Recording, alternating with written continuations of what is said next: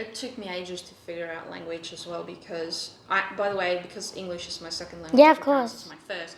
Even in Afrikaans, I struggled because there's nine types of intelligence, which is really fun in itself to figure out and learn about Myers-Briggs and all this sort of stuff. Great. And again, it's just ways to guide you. It's not a be and end all thing. Yeah. I'll tell you something about Myers-Briggs in a second, but what I found was the difference between how I process via senses to brain and my actual language capacity is an immense difference. So even my own language, I struggle. So language in general is difficult. So with reading, in some of my books, I find little bits of things that I can quote to go, that's what I was trying to say.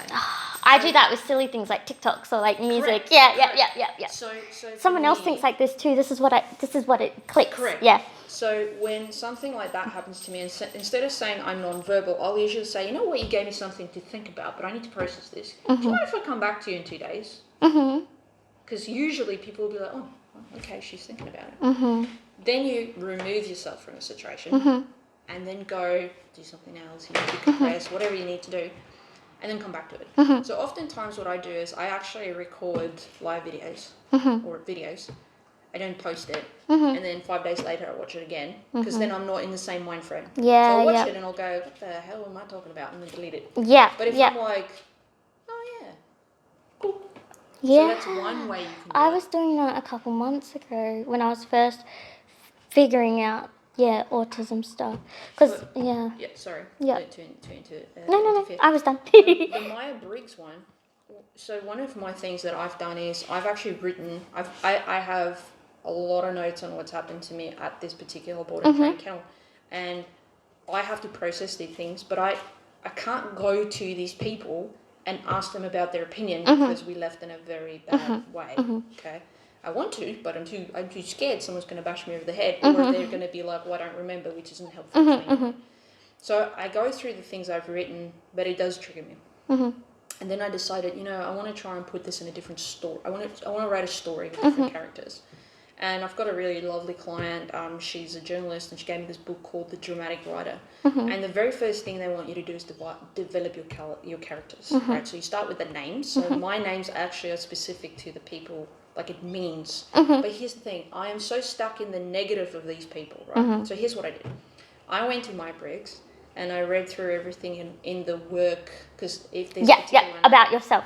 No. The people. So I would go, what is this, personality in the workplace?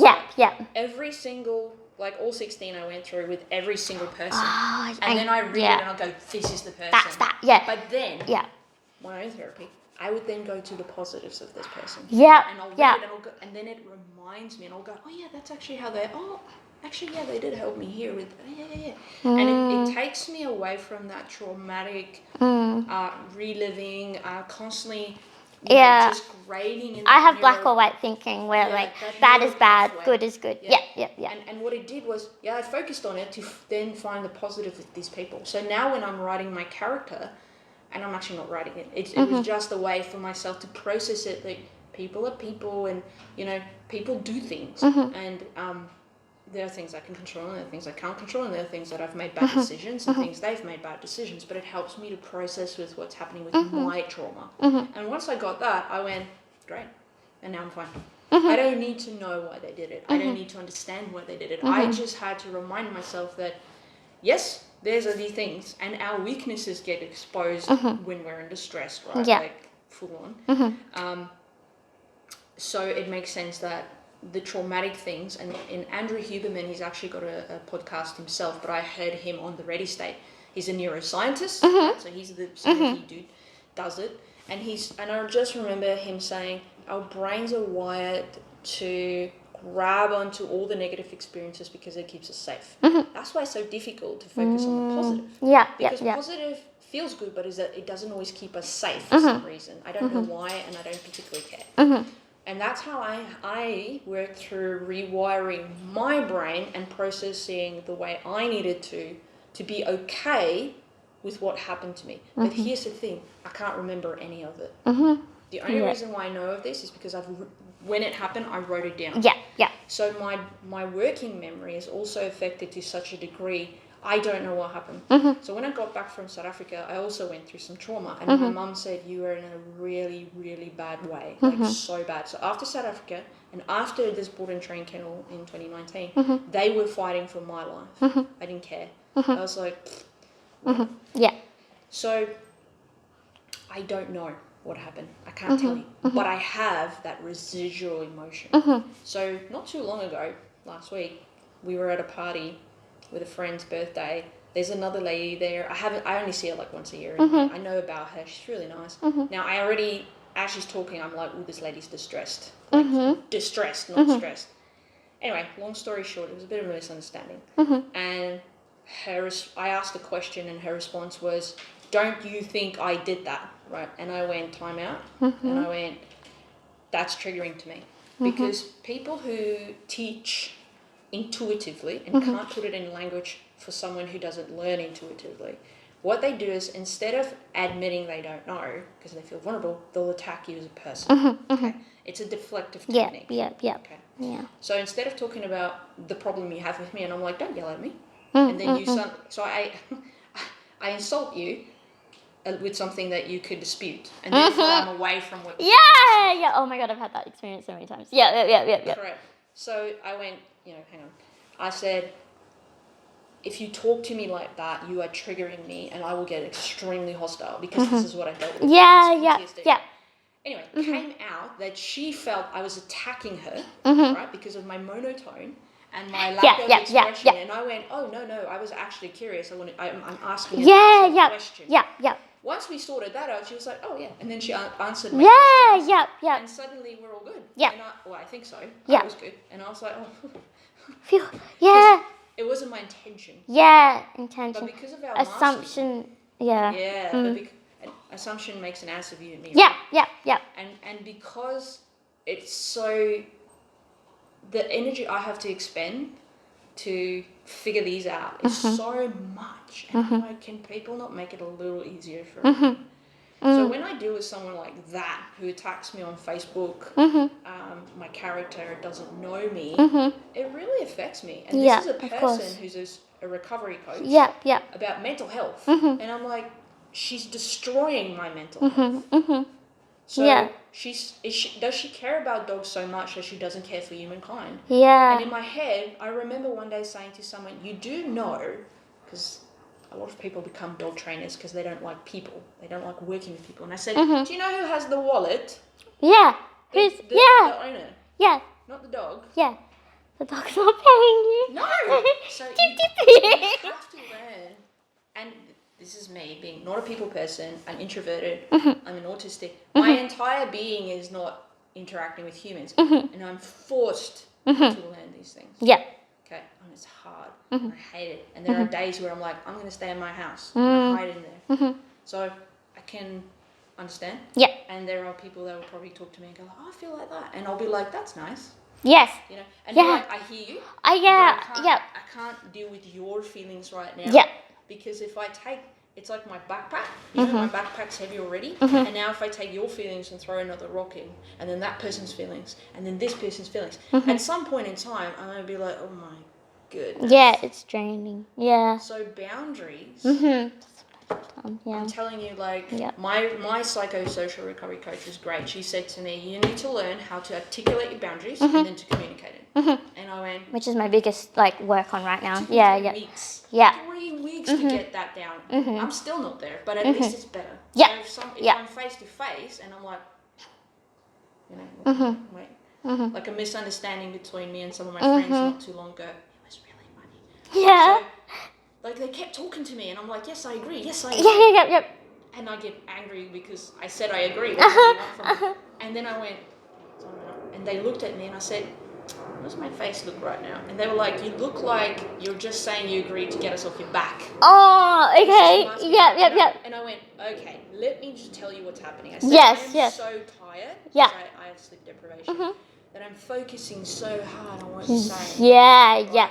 And therefore my or sarcasm, I get that all the time. Anything sarcastic, I'm like, no, I mean it. And it's like, I was so tired. Once they figured that out and accepted that I'm telling the truth, because I'm telling the truth, they went, oh, and then everyone's fine. And I was like, And I'm the autistic that Yeah. social cues. And I realized, wait a minute. That coping mechanism of masking is so good. It's like an actor. Yeah. They like. I feel like I'm an actress. Yeah. You watch No, a movie. I have. Like, my whole life I felt like an actress, and now I'm not. And inauthentic. Yeah. And if you feel inauthentic, But I felt like that all the time in myself, and I get home and I'd be like, but that's not me. And everyone, I've struggled with how others perceive me, how versus I perceive myself. Yeah. Can I just... Of course. Again, as a Christian, this makes life a lot easier for me. I don't particularly care what people think of me. I care what certain people think of me, because I trust that they have my best intent, my best, what was it called, like, they value me. They want the best for me.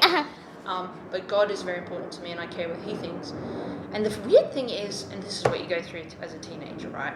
Is you figure yourself out, you figure out who's your tribe that you know care for you and love you, and actually when they give you constructive criticism you can do something about, then that's the people you want. And then you become more authentic in yourself. You have people who help with your values, you have people improve yourself, hopefully, and whatever else you want to do, and you'll start to feel more resilient because you're stronger. So it's like going to the gym. Like, I train on Mondays and Fridays. Those 3 days between Monday and Friday, I need to recover, or I cannot do my Friday sessions. That's what I'm talking about. You get stressed. You can't get away from stress. No. Living is stressful. Yeah, so existing. I'm trying to get that across. Like, I had a good experience talking to someone as well that, like, has little things and they get overwhelming and it feels like so much is going on. And I've had this reputation that I live in chaos and my life is chaos, because I always say that so much is happening, and it's simple things like... people perceive them as simple things of like, oh, I ran out of milk and then I had to do this. And because I say it like it's impacted me so much, it seems so overwhelming. But then to say like a neurotypical person, that would just be a day. And it's something that I've learnt a lot as well, is like, it's okay to rest after that. And yeah. Also letting people know when you need a soundboard. Okay, this is the biggest problem between males and females usually. Okay. Females just want to vent, they want your opinion or unsolicited advice, and males want to solve it. Yeah. But I'm at, Sometimes it's the other way around. Okay, so I believe I have a bit more testosterone than the average female. Therefore, I come across as very boyish and tomboyish and a lot less feminine. Right. So the weird thing that I've noticed in my relationship with my fiance is that he's a bit more feminine, so he vents a lot more. I'm a bit more masculine. To decompress, right? This is biology. This isn't an opinion. This isn't my decision. This is my actual physical biology. To decompress from life, right? I need to stimulate estrogen. Okay, but I have a bit more testosterone. My fiance, I believe, from his behavior, is a little different. So what I do is when we communicate, I actually purposely stimulate his testosterone in multiple ways. So, for example, I'll say to him, you know what, I'd like to talk to you, but just venting, like you can just relax. Listen. Every single time so far, he said, you know, when I leave, I feel relaxed. So this is, you can eventually, if you want to, try again not to overwhelm yourself. It's called Beyond Mars and Venus. It actually talks about it's not an opinion, it's biology, where they discuss that. I've started to think about stuff like that, but it came from Beyond wanting Mars to... and Venus, Mars and Venus. It came though from me wanting to understand people and relationships though. Like mine, work with yourself and understand. I need to understand myself first. Yeah. But it's hard work, and sometimes you need to do something else while your subconscious is kind of processing. These are the things. Everything I'm sharing with you, I've learned since 2019, and I'm still every now and again I get reminded, and I'm like, oh yeah, I remember now. And I believe if you focus on your sleep, you focus on a bit of your exercise.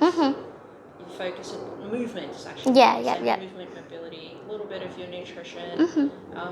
and then your education versus entertainment ratio is pretty good. Then your support working, so that would be family, friends, whatever. Yeah. Communication's probably a good one. You know, relaxation stuff and fun stuff. If you that's a lot to really take in.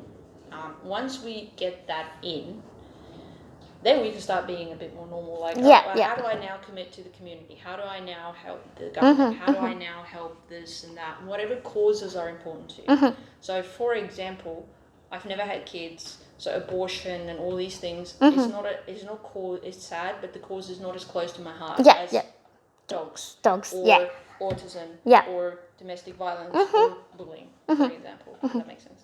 So, I say domestic violence, that's not quite what I mean. Like bullying at schools and stuff. Because there's so much in the world that we can care about. We don't have that much spoons to give. Yeah, spoons. Spoons. I love spoons. Yeah. It's a substitute for the F word. Yeah. Fuck